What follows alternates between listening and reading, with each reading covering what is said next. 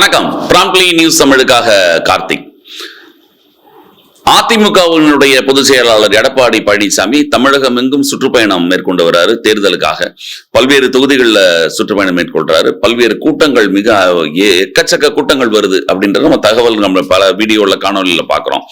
திமுக தலைமைக்கே கூட அதுல கொஞ்சம் சில அதிர்ச்சி அப்படின்ற மாதிரி கேள்விப்படுறோம். ஏன் அப்படின்னா, இங்க எடப்பாடி பழனிசாமிக்கு கூடுற கூட்டம் மிக அதிகமான கூட்டமாக இருக்கு அப்படின்னு. அதுக்கு என்ன காரணம்னா, அது ரொம்ப ஆரம்பத்துல இந்த கோயம்புத்தூர்ல கோயம்புத்தூர்ல தான் ஆரம்பிச்சாங்க.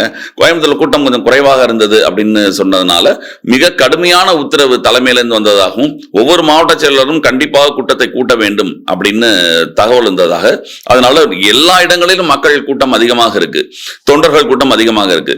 நம்ம எல்லாம் பார்க்க போனோம்னா இது பெரிய விஷயம்.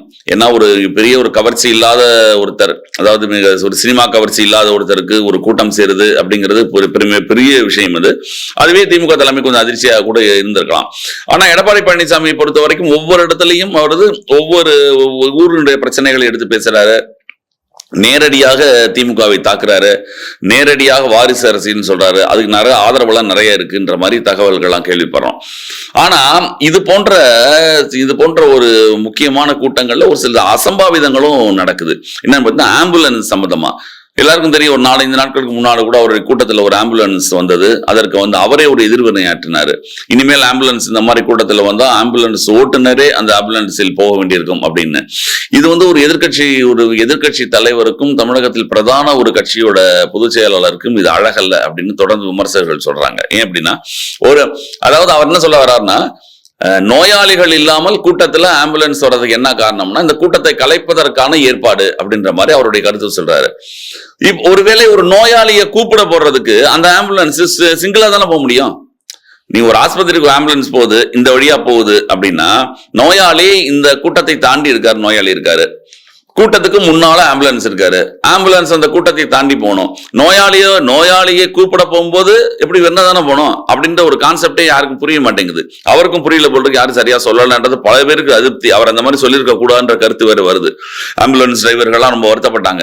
ஒரு இடத்துல இருந்து இடத்துக்கு போறோம், அவசரத்துக்கு போறோம் அப்படிங்கும் பொழுது அவர்கள் ஒரு நோயாளியை காப்பாற்றுவதற்காக உயிரை கொடுத்து ஓட்டுக்கு போகும்போது இந்த மாதிரி ஒரு கருத்துக்கள்லாம் ஒரு தவறாக ஒரு அசம்பாவித்தை விளைவிக்கும். அதோட தொடர்ச்சியாக பாத்தீங்கன்னா, 2 நாளைக்கு முன்பாக திருச்சியில் நடந்த ஒரு சம்பவம். இதே போன்று ஒரு ஆம்புலன்ஸ் டிரைவர் நேருக்கு உள்ள போன உடனே அவரை சுத்தி அடிக்க ஆரம்பிச்சாங்க. ஏன் அப்படின்னா, இவங்களுக்கு எல்லாமே தலைவர்கள் சொல்றதான் தொண்டர்கள் நினைப்பாங்க. ஆம்புலன்ஸ் நம்மளை வேணும்னே நம்மளை கூட்டத்தை கலைக்க வருது அப்படின்னு. ஆனா என்ன விஷயம் அப்படின்னு பாத்தீங்கன்னா, அங்கு யாருக்கோ உடம்பு சரியில்லாதனால அந்த தொண்டர்கள்ல ஒருத்தரை போன் பண்ணி தான் அந்த ஆம்புலன்ஸ் இருக்குன்னு சொல்றாங்க. அப்போ இது போன்ற அசம்பாவிதங்களை தவிர்க்க வேண்டும் என்பது தலைமைக்கு தெரியணும்.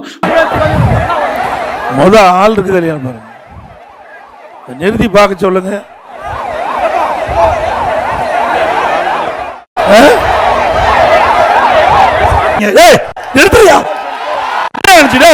அடிக்காத.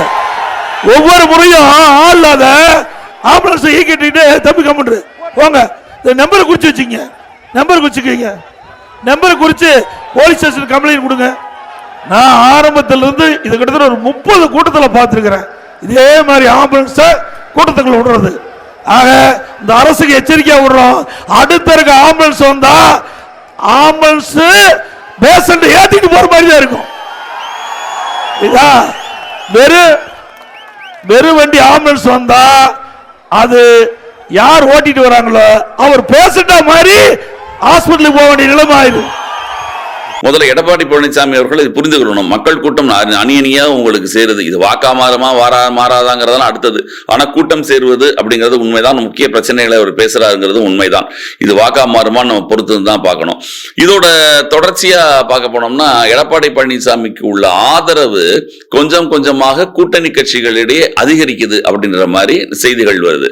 என்னன்னா, இதற்கு முன்பாக சில உரசல்கள், என்னதான் இவர் அதிமுக தலைமையில் தான் இங்கு ஆட்சி நடக்கும், அதிமுகவை சேர்ந்துதான் முதல்வராக இருப்பார், எந்த கூட்டணி ஆட்சியும் கிடையாது அப்படின்னு இவர் எடப்பாடி பழனிசாமி சொன்னாலுமே, திருப்பி பாத்தீங்கன்னா டெல்லியில இருந்து அமித்ஷா அவர்கள் தேசிய ஜனநாயக கூட்டணி ஆட்சி அமைக்கும் அப்படின்னு சொல்றாரு.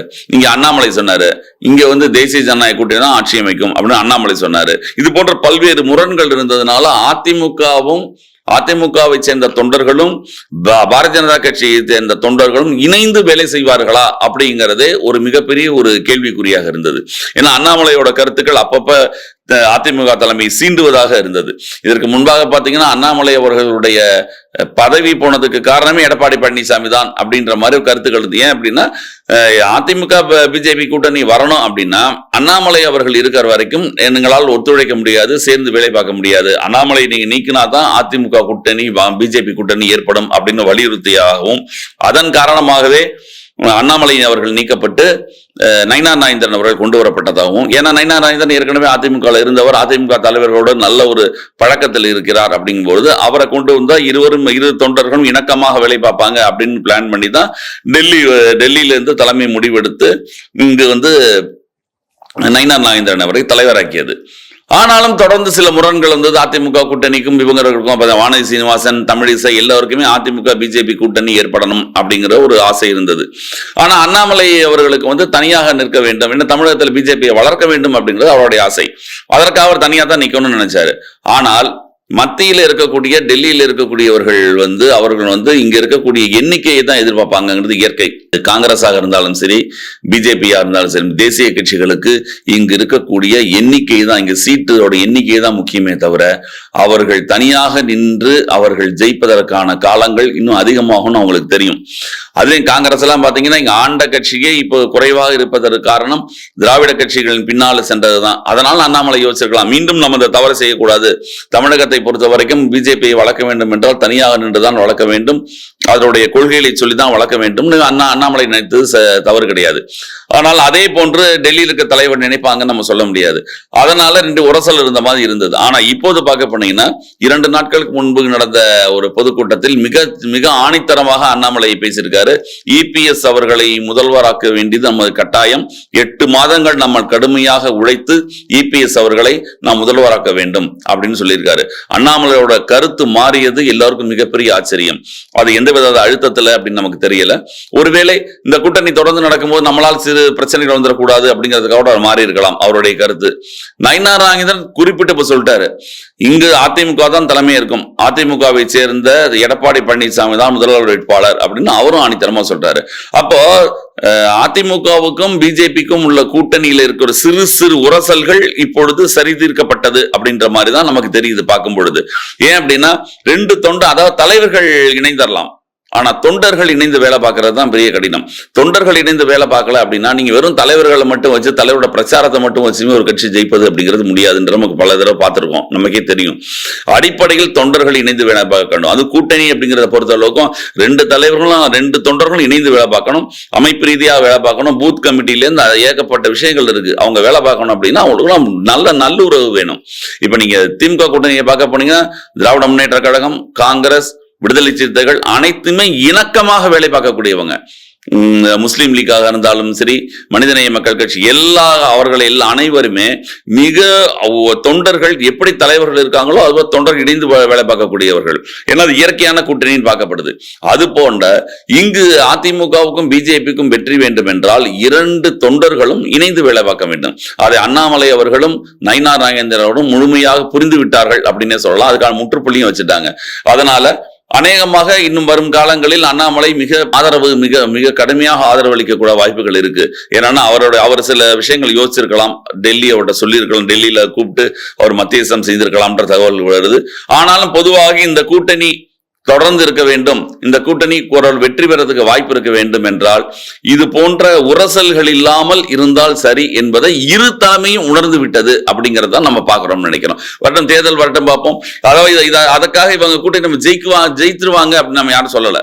ஆனால் அந்த கூட்டணி வாக்குகள் வாங்க வேண்டும் என்றால் இந்த கூட்டணியுடைய முரண்பாடு இருக்கக்கூடாது, தொண்டர்கள் இணைந்து வேலை பார்க்க வேண்டும். 2 தலைவர்களும் மோதிக்கொண்டால் தொண்டர்கள் வேலை பார்க்க மாட்டாங்க. 2 தலைவர்களும் மட்டும் ஒன்றாக இருந்தாலுமே தொண்டர்கள் வேலை பார்க்க மாட்டாங்க. தலைவர்களும் இணைந்திருக்கணும், தொண்டர்களும் இணைந்திருக்கணும் அப்படிங்கிறத திமுக கூட்டணியை பார்த்து இவர்கள் அறிந்து கொண்டார்களோ அப்படின்னு கூட நினைக்கலாம். ஆனாலும் திமுக கூட்டணி எவ்வளவு வலுவாக இருக்கிறதோ அதற்கு எதிர்த்தாப்புல அதிமுக கூட்டணி வலுவாக இருக்க இவர்கள் தலைவர்கள் மற்றும் தொண்டர்கள் இணைந்து வேலை பார்த்தாலே சரி அப்படிங்கிறதான் நினைக்க வேண்டியது. மிக்க நன்றி. மீண்டும் அடுத்த நிகழ்ச்சியை சந்திப்போம். வணக்கம்.